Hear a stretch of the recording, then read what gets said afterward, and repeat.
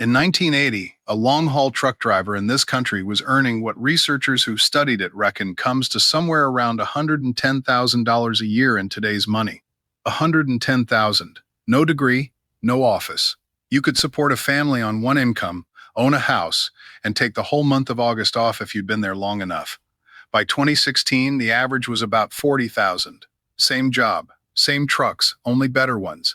Same freight, only more of it. And roughly 60% of the paycheck, gone in real terms, across one working lifetime. That didn't happen by accident, and it didn't happen slowly. It happened because of a specific piece of law, signed on a specific afternoon, and almost nobody outside this industry has any idea it took place. To understand what changed, you have to understand how strange the old system was. Before 1980, you could not simply start a trucking company. There was a federal body called the Interstate Commerce Commission, and to haul freight between states for hire, you needed their permission, an operating authority, and they did not hand those out. From about 1940 onwards, getting a new authority was close to impossible unless nobody already in the business objected, which of course they always did. On top of that, rates were regulated. You didn't undercut the man next to you because the price was largely set.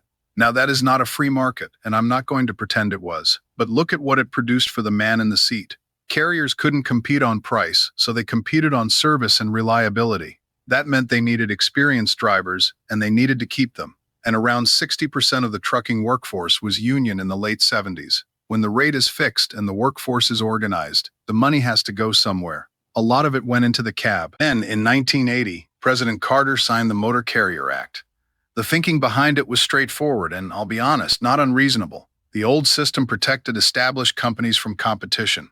Everything in America moved on trucks, and if trucking cost more than it needed to, then everything cost more than it needed to. Open it up, let people compete, prices come down for everybody. So the act made it far easier to get operating authority, and it let carriers actually compete on rate.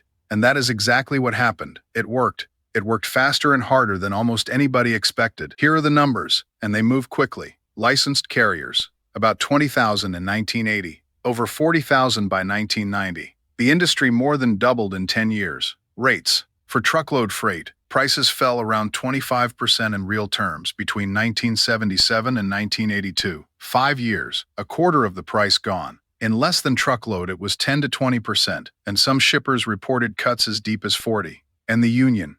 From roughly 60% of the trucking workforce in the late 70s down to about 28% by 1985. In 5 years, less than half of what it was. Now think about those three numbers together. Twice as many companies chasing freight at a quarter less money, with the workforce's bargaining power cut in half. Because here's the question nobody asks. If the price of moving freight dropped 25% in 5 years, where did that 25% come from? It didn't come out of fuel. Nobody negotiates with OPEC. It didn't come out of the equipment. A truck costs what a truck costs. It didn't come out of the tires or the insurance or the tolls. There's really only one large cost in a trucking company that a manager can lean on, and it's the one sitting behind the wheel. So pay moved from an hourly union-scaled wage towards cents per mile. And cents per mile is a beautiful arrangement if you're the one paying it, because the driver only gets paid when the wheels turn. Sitting at a dock for 5 hours? That's free. Traffic? Free. Broken down? Free. The industry didn't just cut the rate, it quietly moved a big chunk of the risk of the whole operation onto the man least able to carry it. Now I want to be fair here, because there's a serious argument on the other side, and this video is worthless if I skip it. Deregulation did what it was supposed to do. Freight got dramatically cheaper. One study put the savings from lower inventory levels alone at around $62 billion a year by 1987. Because when shipping is cheap and quick, a business doesn't need a warehouse full of stock sitting there. That saving is real, and it didn't stay in a boardroom. It's in the price of everything you buy. Modern retail, next-day delivery, the fact that a shop in Maine can stock something made in Texas at a price people will pay. A lot of that traces straight back to 1980. So the country got something out of this, genuinely. The honest way to describe what happened is that the American public got cheaper goods, and the bill was handed to about 2 million drivers. Nobody put that to a vote, and nobody ever said it out loud. Which brings me to the bit that gets my back up, and I suspect yours. Every few years you'll hear that this country has a driver shortage, that we're desperately short of people willing to drive trucks, and it's a crisis. Think about that against everything I just told you. There is no shortage of Americans who can drive a truck. There are hundreds of thousands of people out there with a valid license who have simply stopped doing it. They got trained, they tried it, and they worked out what the job actually pays for what it actually takes. That's not a shortage. That's a wage problem wearing a different hat.